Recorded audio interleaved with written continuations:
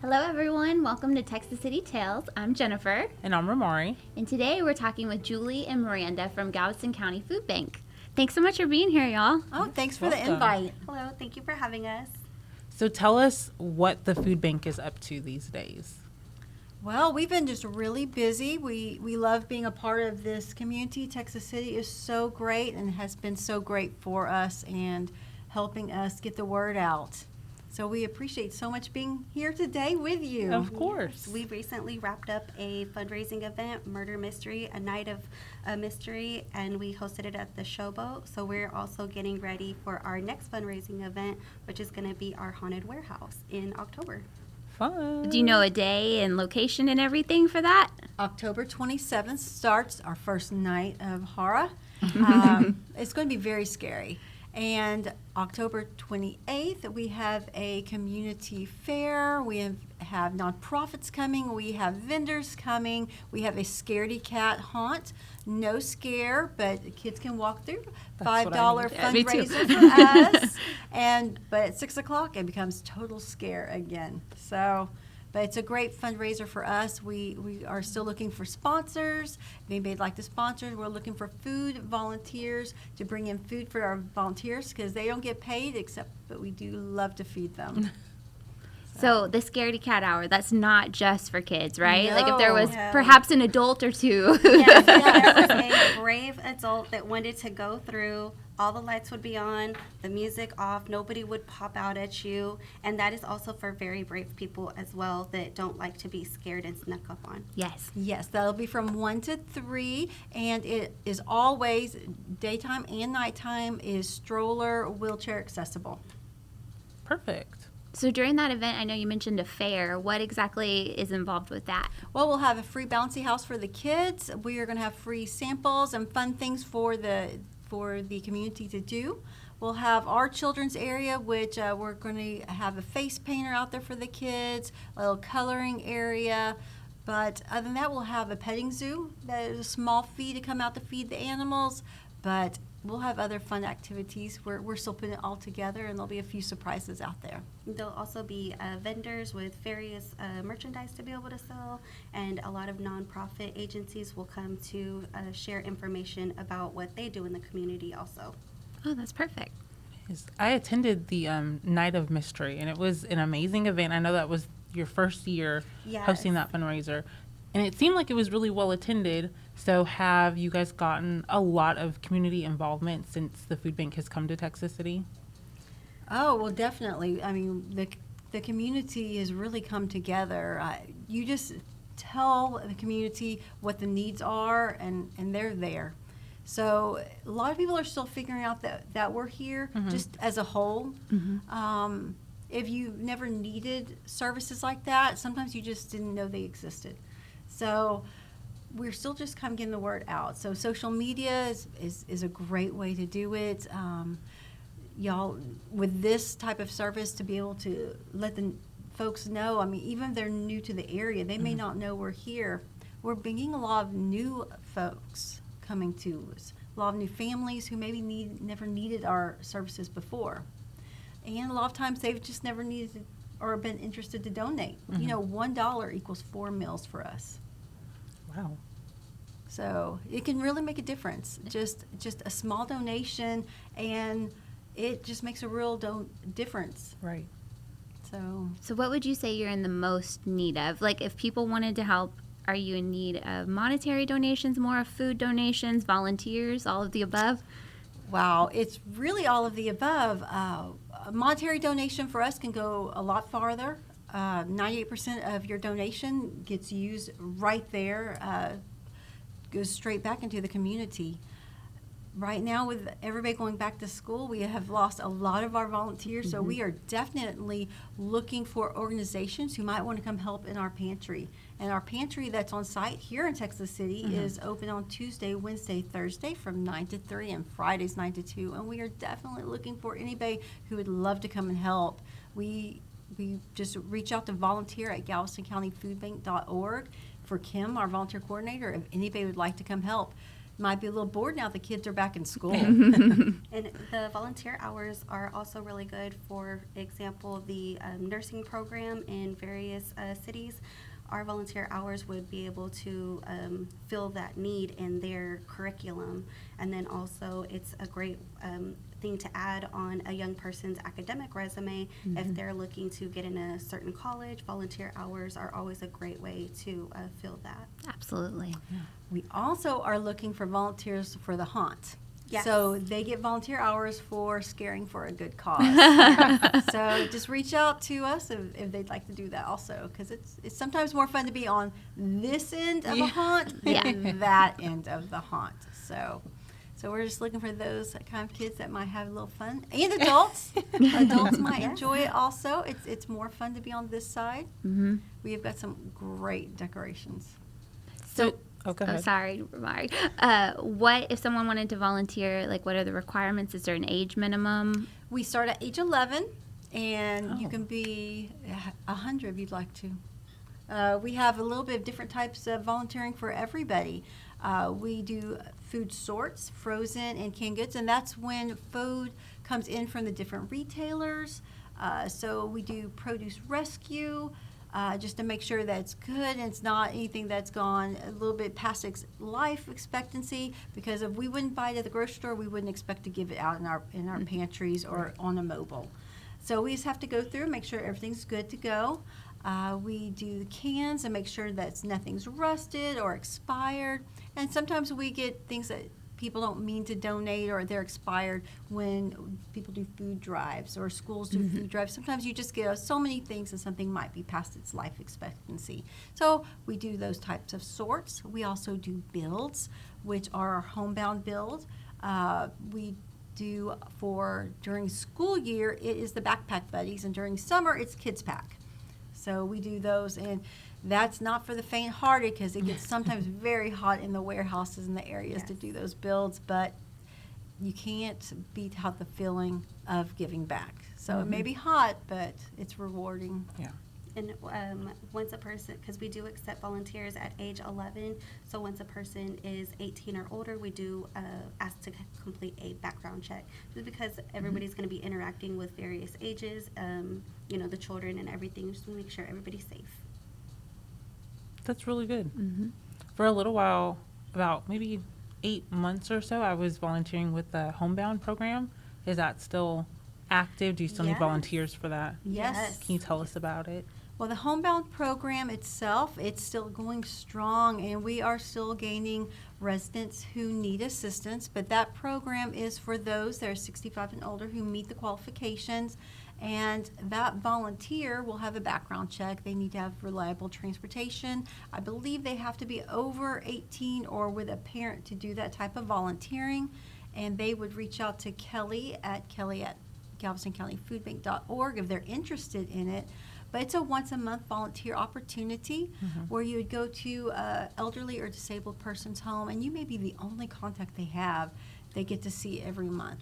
And so it's a special bond that you may create with someone, and that's just something really special, and we just really appreciate those folks who can spend that time to share that. But we are currently looking for volunteers who are able to make that commitment.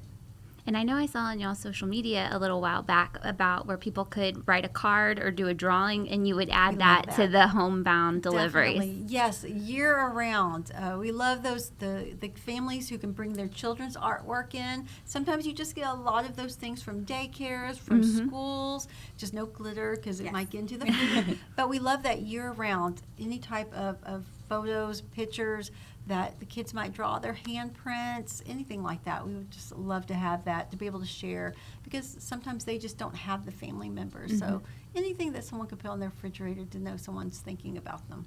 It's just something special. Yeah. Yeah, I love that. I think that's such an easy way for anyone, like any age, anywhere, any time availability, to kind of be a part of giving back. I love it. Yeah. So we appreciate, even if Girl Scouts, any kind of programs like that, it would be great. Maybe an activity they do there, and they can bring us the whole group's thing like that. So it could be even seasonal. If you bring it to us a month prior to a holiday. That way it could get put in the box before the holiday goes out. So that would be great. And we will be having Adopt a Senior again, and that will be happening November 1st. And so how does that work? We'll be putting out the list of what our needs are, and our seniors will get an extra box of goodies. Yeah.